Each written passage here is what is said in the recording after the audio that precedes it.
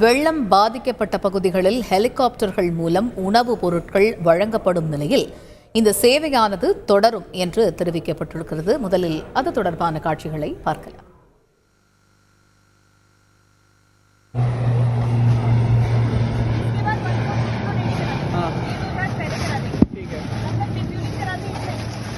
चल रही है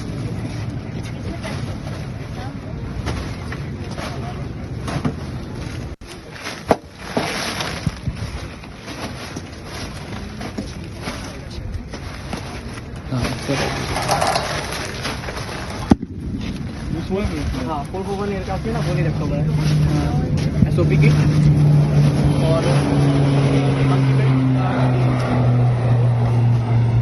இது குறித்த கூடுதல் தகவல்களை செய்தியாளர் சதீஷ் மணியிடம் கேட்போம். சதீஷ் மணி, ஏற்கனவே தலைமைச் செயலாளர் சிவ்தாஸ் மீனா கூறியதன்படி இந்த வீட்டிலிருந்தே வெளியேற முடியாமல் இருக்கக்கூடிய மக்களுக்கு ஒன்று படகு மூலமாகவோ இல்லைன்னா ஹெலிகாப்டர் மூலமாகவோ உணவு பொட்டலங்கள் வழங்கப்பட்டு வருவதாக தெரிவித்திருந்தார். இந்த சேவை இப்ப தொடரும் அப்படின்னு தெரிவிக்கப்பட்டிருக்கிறது. இது பற்றிய முழு விவரங்கள் என்ன? சென்னை மிக்ஜாம் புயலால் சென்னையினுடைய தாழ்வான பகுதிகளான வேளச்சேரி, துறைப்பாக்கம், மடிப்பாக்கம், ஊரப்பாக்கம், முடிச்சூர் உள்ளிட்ட பகுதிகளில் பெய்த கனமழையின் காரணமாக கிட்டத்தட்ட அந்த பகுதியிலிருந்து மக்களே வெள்ளத்தில் சிக்கி இருக்கிறார்கள்.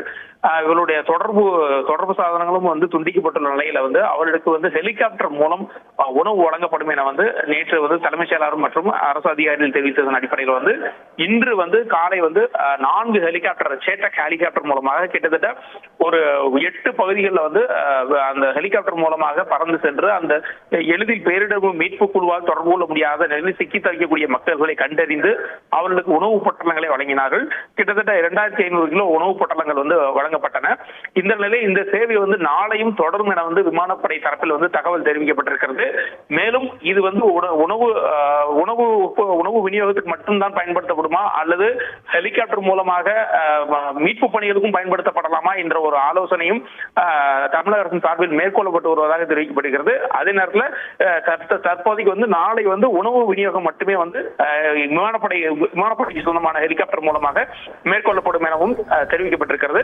தொடர்ந்து நாளையும் பாதிக்கப்பட்ட வெள்ளம் பாதிக்கப்பட்ட பகுதிகளில் இந்த உணவு விநியோகம் இந்திய விமானப்படை சொந்தமான விமானங்களில் ஹெலிகாப்டர் மூலமாக இது விநியோகம் செய்யப்படும் என தெரிவிக்கப்பட்டிருக்கிறது. தகவல்களுக்கு நன்றி சதீஷ் மணி. செய்திகளை உடனுக்குடன் தெரிந்து கொள்ள உடனே சப்ஸ்கிரைப் பண்ணுங்க.